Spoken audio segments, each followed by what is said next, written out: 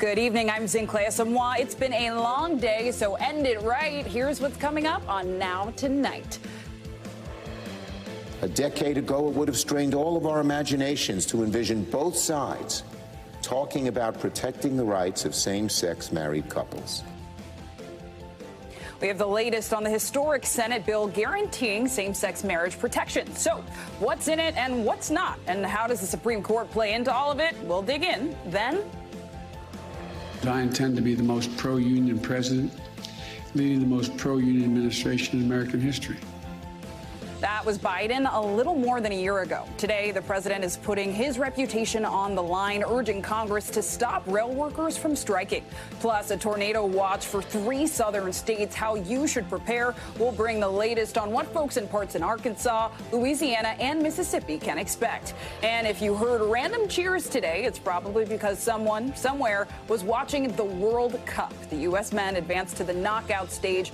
But let's talk about the bigger story, the political tensions surrounding the team they beat, Iran. We'll explain.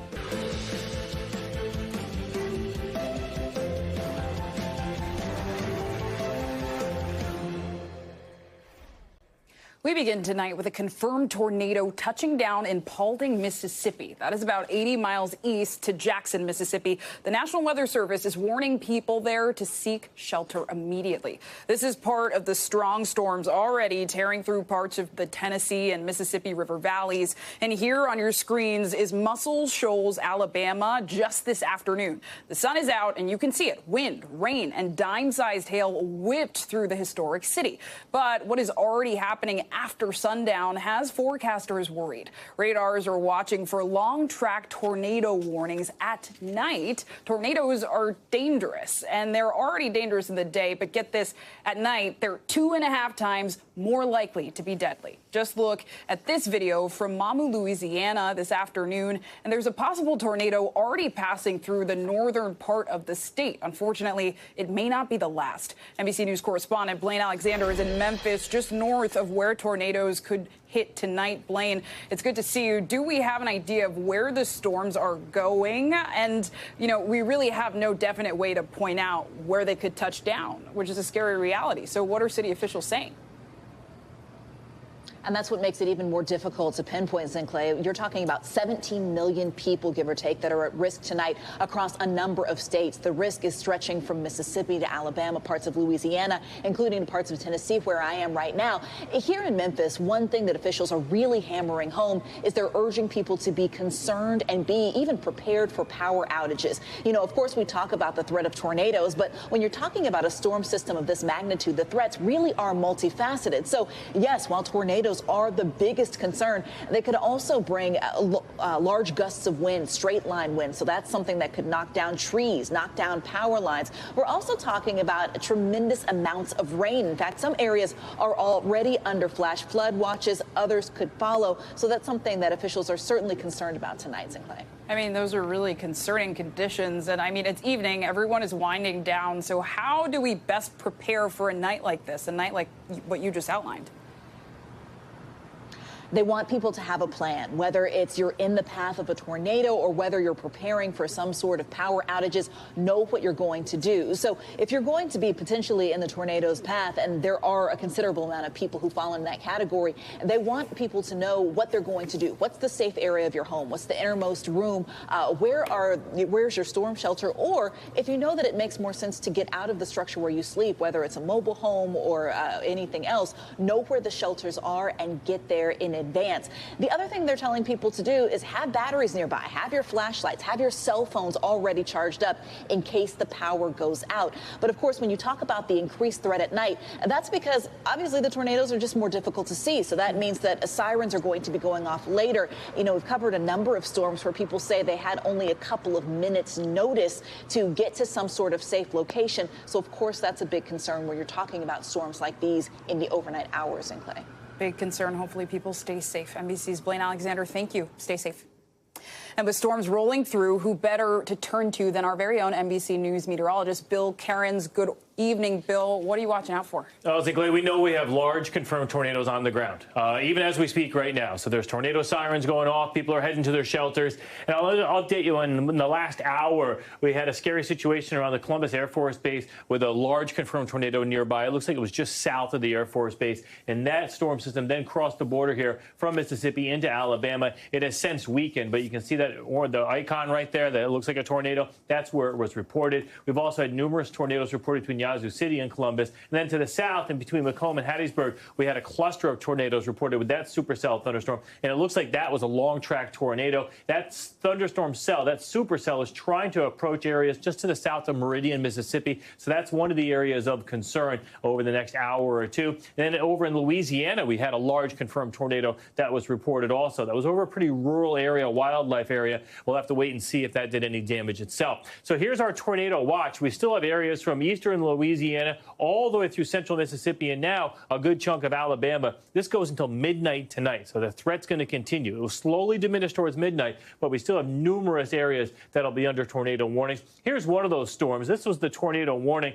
You can see that tornado that was reported just near Caledonian, and then this was heading towards Interstate 22. This is the Winfield area to the north here, and this supercell right now, severe thunderstorm warning with that, not a tornado warning, but again, just an indication there's numerous areas right now that are still at threat. So this is the larger scope of who's at threat. This is where the storms are now. They're heading for areas of Alabama later tonight and also into Tennessee, more of a wind damage threat in those locations. This is the area we've been targeting all day into the evening for the best chance of strong tornadoes, and this is where we're seeing some of those storms currently. So here's the timing of this. Let's start this as we go through 9 p.m. this evening. You notice the storm central Mississippi, northern half of Alabama. Overnight, we quickly take those storms to the east. I mean, by the time we wake up tomorrow morning, those storms will be past Atlanta. They'll be all the way down here into southern Georgia. At that time, maybe some isolated wind damage, some small hail. The tornado threat really not going to be an issue for southern Georgia, southern portions of heading into Alabama, and also the panhandle of Florida. Notice also soaking rain for you if you wake up driving tomorrow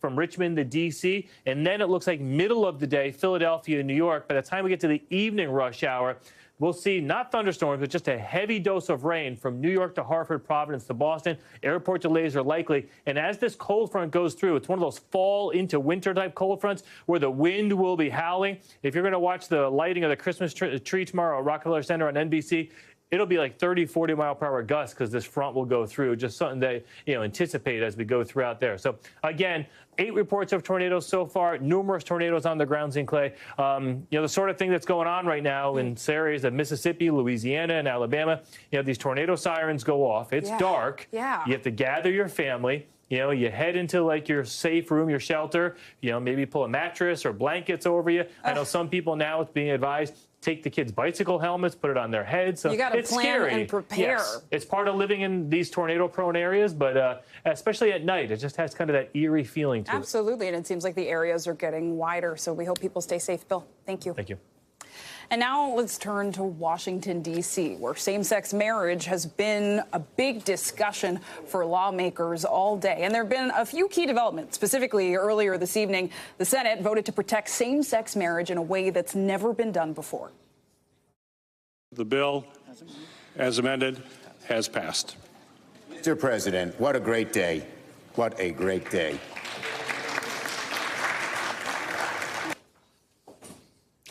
Notably, the bill titled Respect for Marriage Act passed with support from both sides of the aisle. So why is that important? Well, it enshrines same-sex marriage protections in federal law. Now, the bill did have to be revised to win Republican votes, adding language clarifying some points. So it now heads to the House for a vote, after which it will make its way to President Biden's desk.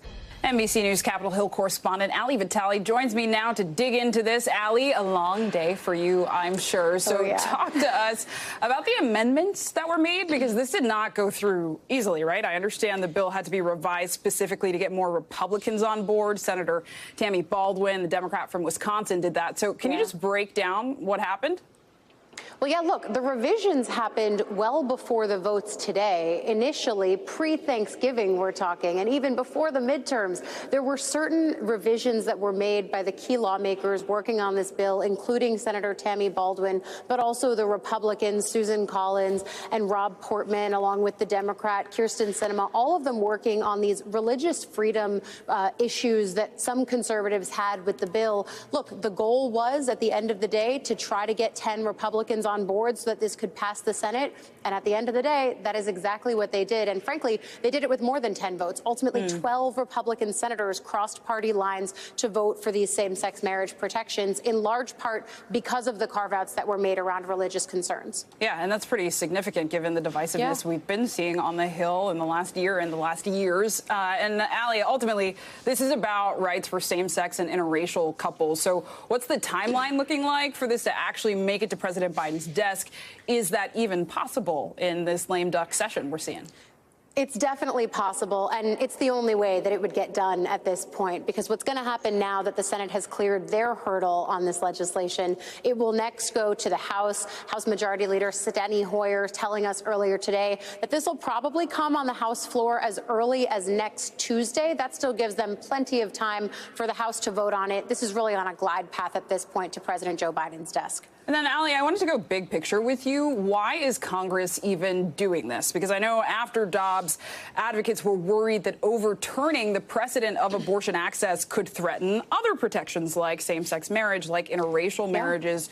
So is this a direct result of the Supreme Court overturning Roe v. Wade, or is there more to this that we need to be aware of? This is definitely a direct result of the Supreme Court overturning Roe v. Wade, because the protections for same-sex marriage and interracial marriage, those come from Supreme Court cases. In the instance of interracial marriage, this has been a Supreme Court precedent for more than 50 years. But you know what else had almost 50 years to it?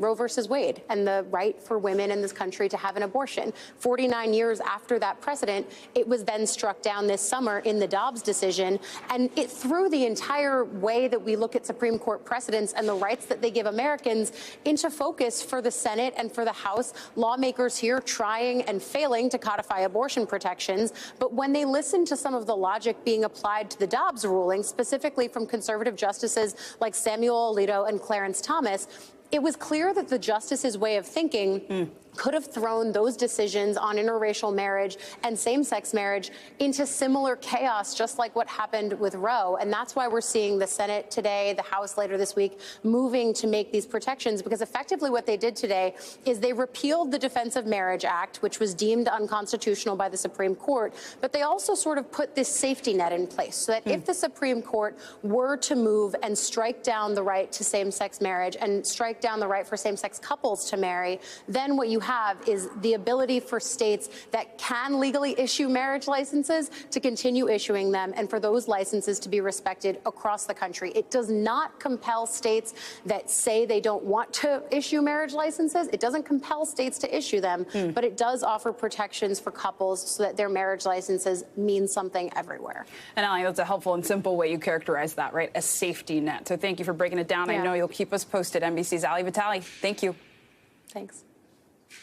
And also in Washington, both Democratic and Republican leaders in Congress are suggesting they will work with President Biden to prevent a nationwide rail strike. House Speaker Nancy Pelosi released a letter just moments ago confirming that the House will vote tomorrow on ratifying the rail deal, plus hold a separate vote on 7 days of paid leave. A pretty busy week. Senator Chuck Schumer of New York added that the Senate wants to act quickly since the strike deadline is slated for December 9th. Republican leader Mitch McConnell of Kentucky seemed to suggest the same after a White House meeting today with President Biden. Biden has said that a rail strike, particularly one this close to the holidays, would have a devastating effect on the economy. Although Congress has the authority to block a strike, President Biden is urging them to do so on the fly, and even though he's calling himself a pro-union president. You know, you've heard me say many times, I intend to be the most pro-union president, leading the most pro-union administration in American history. So what's next? NBC News correspondent Tom Costello has more. Hey, Tom. Hey, Zinclay, this is a really interesting situation. We have a lame duck Congress, but we have bipartisan support, it appears, in Congress right now. Republicans and Democrats who seem willing to intervene, to have Congress impose a settlement on these railroad strikers who have been prepared to strike, even though they have come to an agreement with these major freight lines, offered 24% pay increases. Now, 8 of the 12 unions have gone along with it. 4 unions have said no, they would not go along with it because they want more paid time off and specifically paid sick time. Right now, they're not getting that. They believe that that's something that they will walk out on because they say they can't even get sick. They can't get the flu and get paid sick time, let alone take care of a spouse. But now, with the potential for a strike on December 9th, President Biden is urging Congress, under its authority, to intervene, to impose a settlement. And in fact, we now know that that's likely, with both Republicans and Democrats saying they agree with that because the stakes are too high, that the supply chain in this country would be completely disrupted. Of course, freight trains carry everything from food and medicine to furniture to appliances to everyday needs. And if that supply chain is weakened or stopped cold, the economy would suffer greatly. We expect the House will, as soon as Thursday, maybe even Wednesday, take up this issue and vote to impose a settlement, and then the Senate would act probably next week. And so now a railroad strike involving these workers, essentially engineers and conductors, unlikely to occur on December 9th, as had been threatened. Zinclay, back to you. Important analysis, Tom. Thank you. All right, now it's time to grab your World Cup brackets. And if you're not a sports person, I promise this story is for you, too. The U.S. has advanced to the World Cup knockout round after winning a tense match against Iran 1-0. This was do or die for the U.S. men's national team, who needed to win this game in order to advance. U.S. soccer star Christian Pulisic scored the game winner just before halftime. And this is the first time the U.S. has advanced to the knockout stage since 2014 in the World Cup, as they did not qualify for the 2018 World Cup in Russia. Now, as the Iranian national team sparred with the U.S. on the soccer field, its leaders back home continue to face off against the most significant protests in decades, spurred by the death of a 22-year-old woman allegedly arrested by so-called morality police for not wearing her hijab. Today in the stadium, there were signs echoing the sentiments of Iranian protesters: woman, life, freedom. MSNBC anchor Lindsay Reiser spent the day watching the game with fans here in New York. Take a listen. Team USA did it, advancing to the knockout round, beating Iran 1-0. Fans here were so amped, so excited. They love the way this young team looks.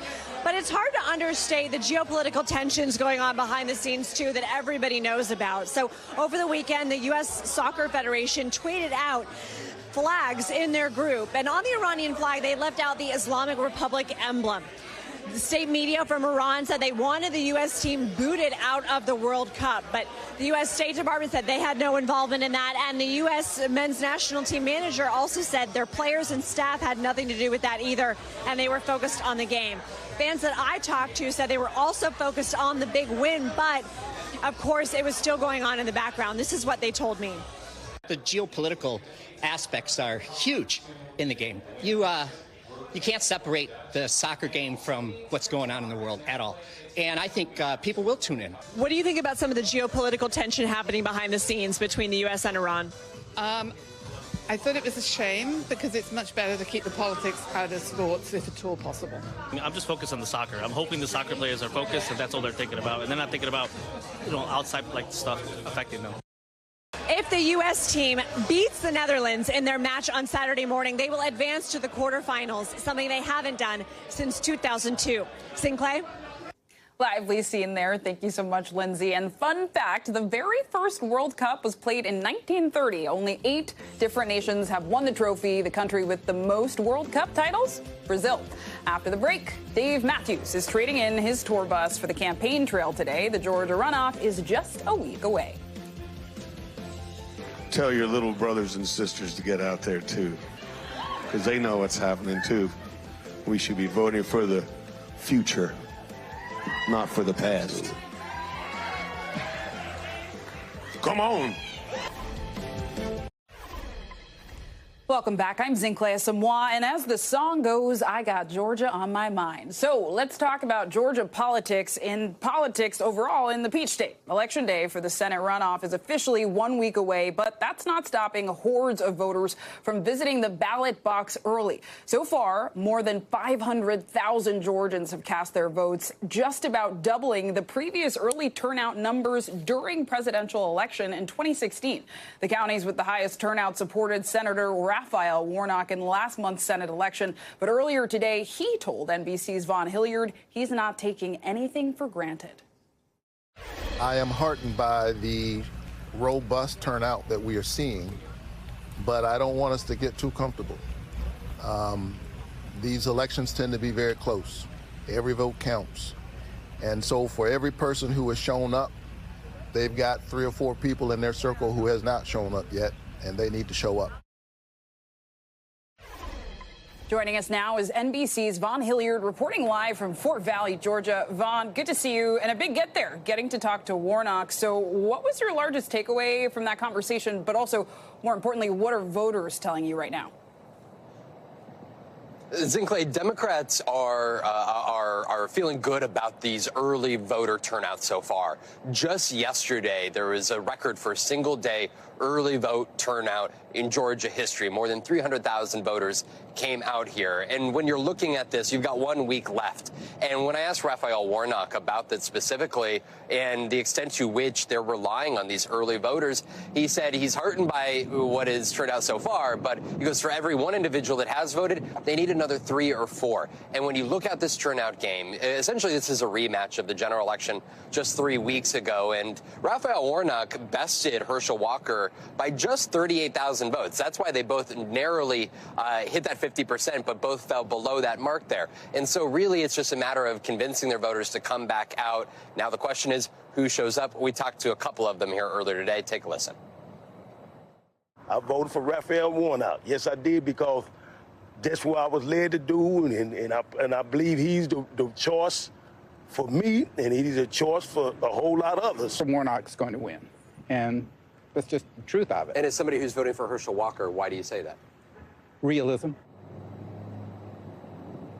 And now the issue here is that this is a conservative state. And when you look at the Republican gubernatorial candidate, Brian Kemp, who took on Stacey Abrams earlier this month, he received 200,000 more votes than Republican U.S. Senate candidate Herschel Walker. That is why Walker wants and needs to win back over some of those Republican voters, independent voters, those folks who have shown a willingness to vote for the Democrat Raphael Warnock. He's got to win some of them back over here in these closing days. And it's so interesting hearing directly from those voters, that Walker voter who said realism. I know you're talking to so many people, and we also know that heavy hitters are stumping for many of these candidates. Warnock, notably President Obama, was hitting the trail for him. But you could say, in a sort of contrast, former President Donald Trump announced he is not going to Georgia to campaign for Walker. And we've been talking a lot about his impact on the midterms.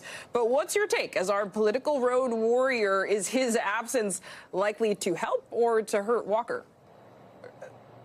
I mean, it's a perfect question, Zinklea, because this sits at the heart of the Republican Party's future nationally.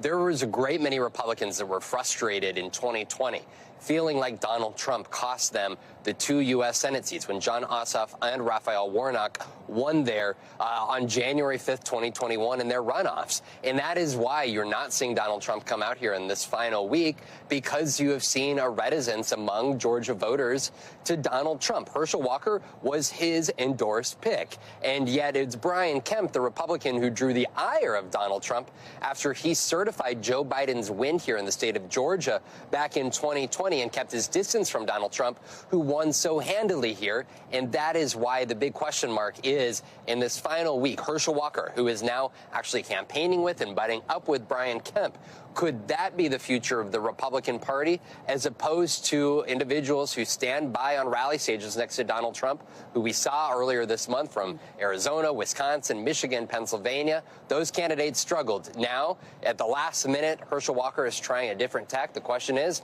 will it work? We'll find out next Tuesday night. Yeah, we will find out next Tuesday, and that's an important point. It's not just about today. It's about what's to come in the years to come. NBC's Vaughn Hilliard, thank you so much. Thanks, my friend.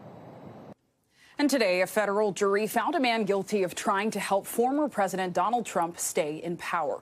Oath Keepers leader Stewart Rhodes was found guilty of seditious conspiracy for his role in the January 6th attack at the U.S. Capitol. It brings an end to one of the most high-profile trials related to the insurrection. Another member, Kelly Meggs, was also found guilty of seditious conspiracy. 3 other members of the group were found not guilty on the seditious conspiracy charge. All 5 were found guilty of obstruction of an official proceeding and aiding and abetting. NBC News legal analyst Danny Savalos is here to help us talk about this. I feel like I just said seditious conspiracy a whole lot. A lot. So can you just break down for us what exactly does that charge mean? Anyone who conspires to either oppose by force the authority of the United States or essentially hinder the execution of any law. And in this case, that any law is the Constitution that requires that the vice president count the votes, or actually that the votes be counted, not necessarily the VP.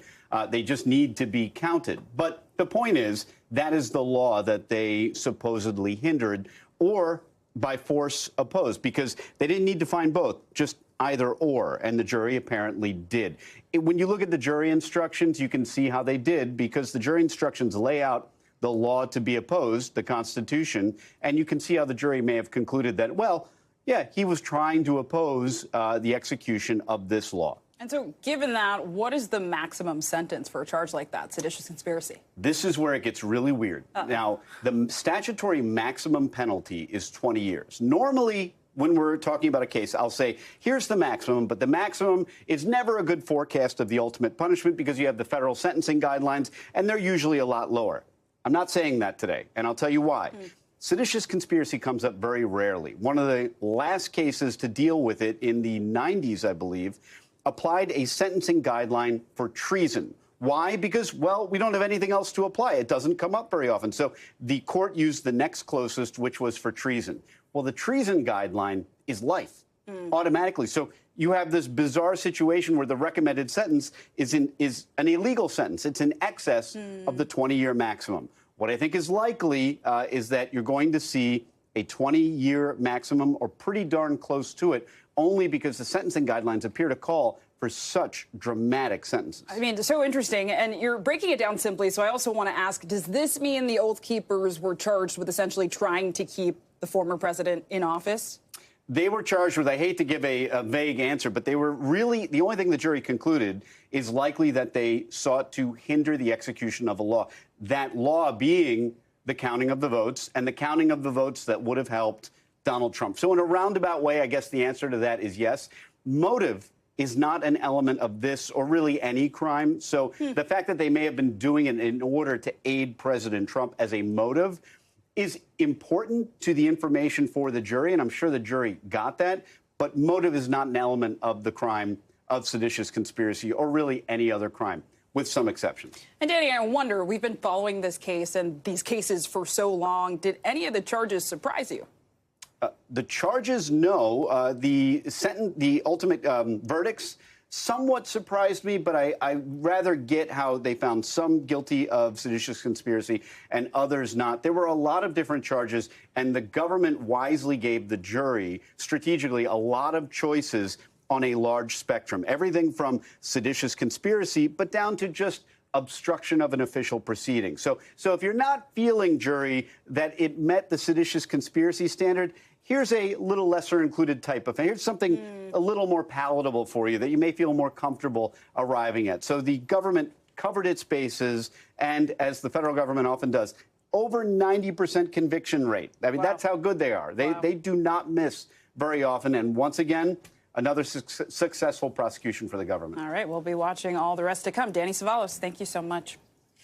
And it's also important to add that the DOJ has charged 900 people in connection with the January 6th insurrection. Up next, some other big headlines we're following this evening, like this major eruption on Hawaii's Big Island, the first from the world's largest active volcano since 1984. Oh, boy.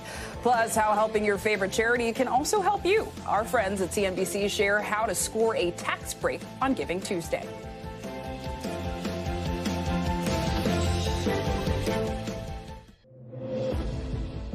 Here's a check on some other headlines happening now tonight. A Missouri inmate is set to be executed this evening for the 2005 killing of a police officer. 37-year-old Kevin Johnson will be executed by lethal injection despite several last-minute pleas for postponement.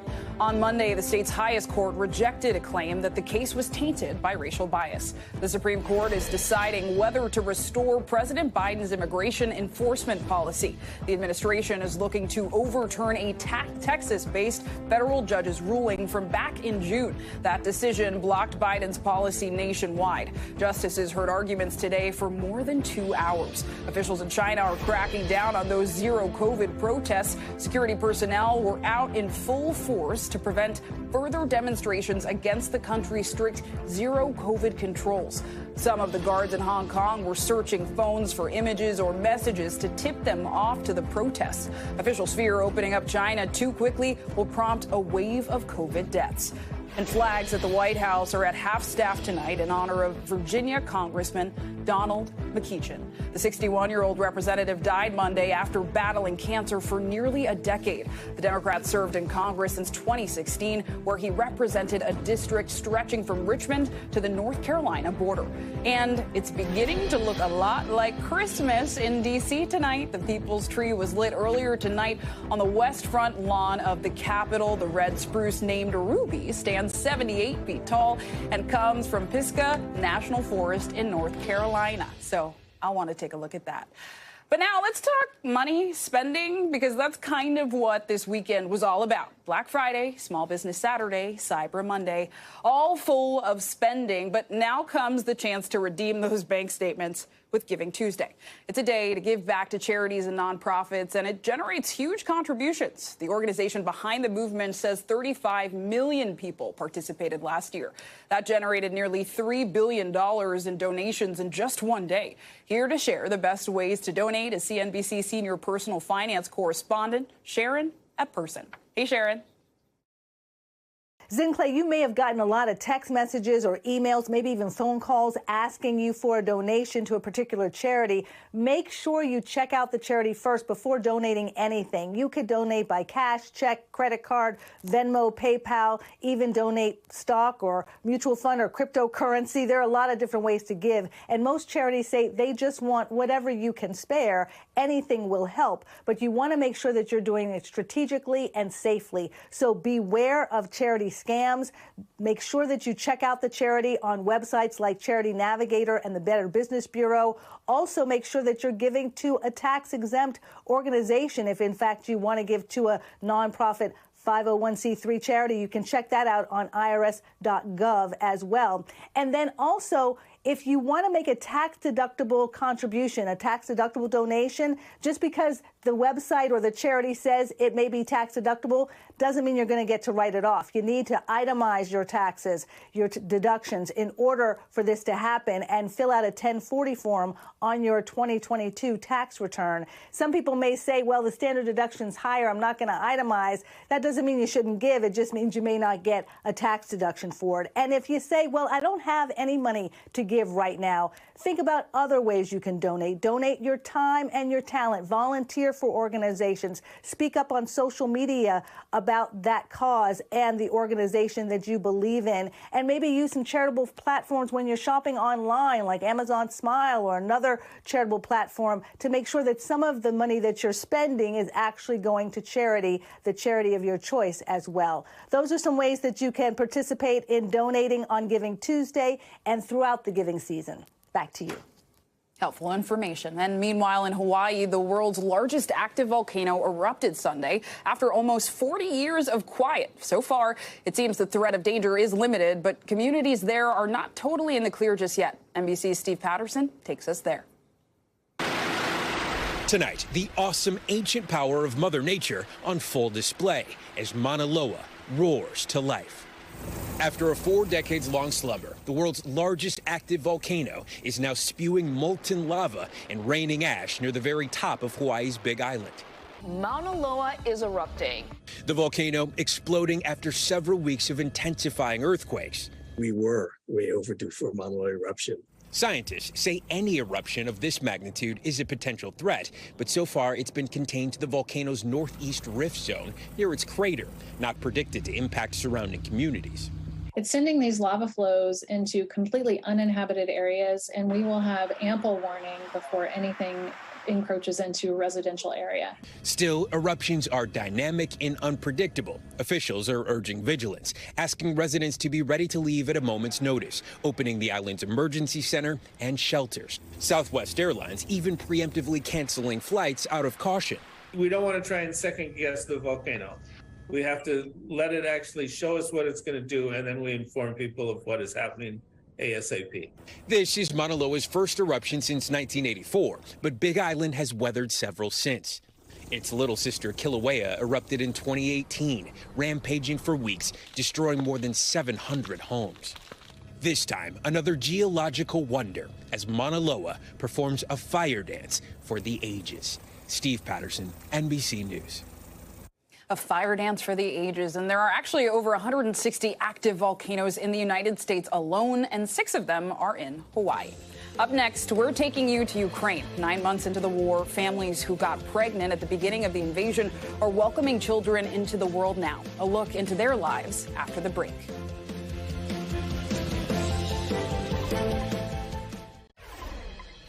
Welcome back. I'm Zinklea Samwa. And in Ukraine in recent weeks, Russian strikes targeted power plants, knocking out electricity and water to millions. One strike also hit a maternity ward at a hospital, killing a newborn baby. The mother was rescued. It is yet another example of the realities of this war. In tonight's original report, NBC News foreign correspondent Molly Hunter spoke to some of Ukraine's expecting and newest mothers. Hello. Hi. I'm Eldar. I'm 3 days old. You are one of the newest little cute Ukrainians. Ukrainian Cossack. New parents Daria and Ilyas found out they were expecting in the first days of the war. I was waiting for this, but we were not waiting for the war. I started to cry, but I don't know what to do, and he was calm, like, "You be calm, everything is okay, it's a very good news." He's so perfect. He's beautiful. Congratulations. And good news still comes to this maternity hospital in Kyiv. Down on the 3rd floor, at 9 months pregnant, Yulia is attending a prenatal class filled with expecting mothers. More than 9 months into this war, these women have all chosen to stay. We meet Yulia, who tells us she took a pregnancy test as Russian tanks rolled into Bucha. Були дуже змішані чувства. Почуття було страшно, було радісно. Це, мабуть, такі найвищі і найнижчі якісь рівень почуттів були одномоментно. Did you and your partner think about leaving the country for your safety? Поки що хочеться залишатись тут. Коли відвели війська від Києва, то взагалі наче безпечно. What do you hope for your child? Ну, звичайно, що ми закінчимо цю війну, багатолітню, 400-літню, і наші діти вже не будуть ті знати.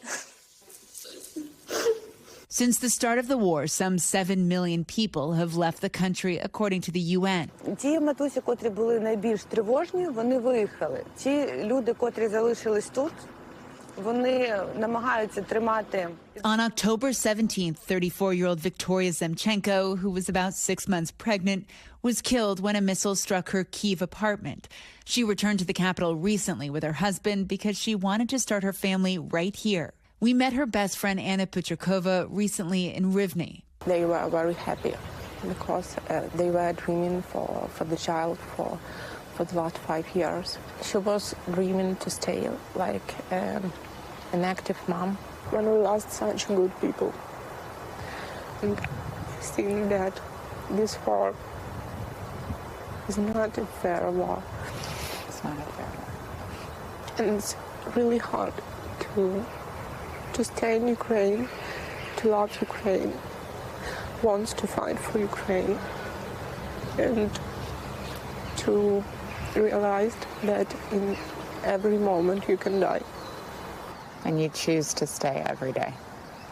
And last week in the southern city of Zaporizhia, the Russian military hit a maternity ward, killing little Serhiy, just 2 days old. And it's this, Tetiana says, is what they're all defying. She knows the risks, they all do. We meet her at the same maternity hospital in Kyiv. She's 5 months pregnant from Mariupol, and back in March, the Russian military bombed the maternity hospital in her hometown. A very close friend, she explains, was giving birth at that hospital. Her friend survived, and so did her child. Для нас з чоловіком взагалі було дуже важко на це наважити, знаєте, коли багато людей народжує в таких умовах. So amid all of this horror, you and your husband decided that actually you wanted to have a child right now. Ну, ви знаєте, війна нас всіх дуже сильно змінила, і деякі рішення, дії, які ми робимо зараз, у нас буде дитина, це буде дуже велика радість. It would also, her husband points out, make sure she's not left alone if he's drafted into the army. As Russian missile strikes continue to knock out power and water across the country, we meet Yulia again at her Kyiv apartment. We're in the middle of a rolling blackout in Kyiv. No elevator. And she's on the 20th floor. By candlelight, she shows us baby clothes and toys, all ready. And outside, out there, the normally brightly lit capital city, now in darkness. And back on the maternity ward, another birth, another life-changing event. A lot of people said that a child who was born in a war, in a period of war, will be very strong. It's our first child, and it's the most important for us. So we made a decision to make it all happen here. And another mom, Maria, galvanizing the kind of strength, the kind of hope that even this war can't defeat. Molly Hunter, NBC News, Kyiv. Coming up next, it's holidays, and I think it's socially acceptable to talk about the holiday season now that Thanksgiving has passed us. So Lucky You, a Christmas icon, is now hitting the market. You may remember that house from the movie, A Christmas Story. Well, it could be yours. That's right. It's up for sale, and NBC's Maggie Vespa has that story. A core character from a Christmas classic is on the market in Cleveland. You'll shoot your eye out, kid. Newly listed with no set price, just as Ralphie and family left it, leg lamp and all. What is that? It's a major award. The sale, bittersweet for Brian Jones, longtime owner of this more than century-old home that played host to the 1983 classic, A Christmas Story. Clearly, you take the gig seriously.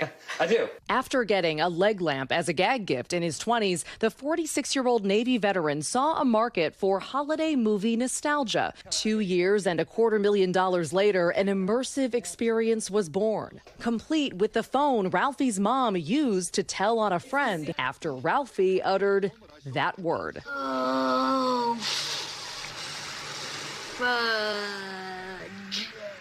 And the soap she scrubbed his mouth with. It says, oh, fudge. All details that draw fans in droves. Complete with a museum and a gift shop, the site boasts 80,000 visits per year. Granted, Jones admits it's not all fun and games. Get the out. Leave now.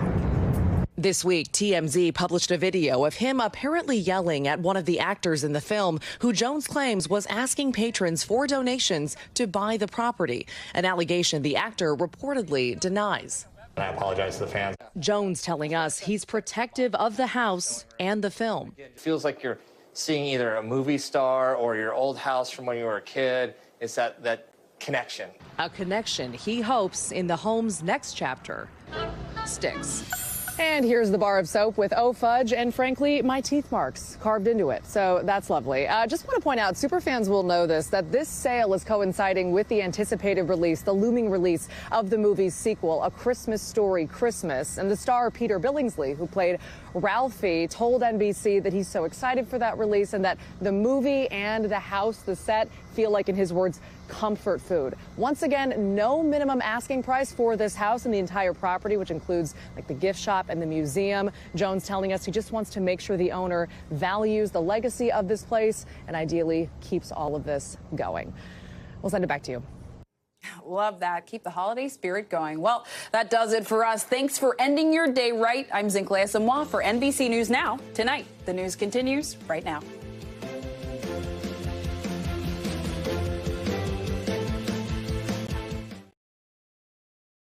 Thanks for watching our YouTube channel. Follow today's top stories and breaking news by downloading the NBC News app.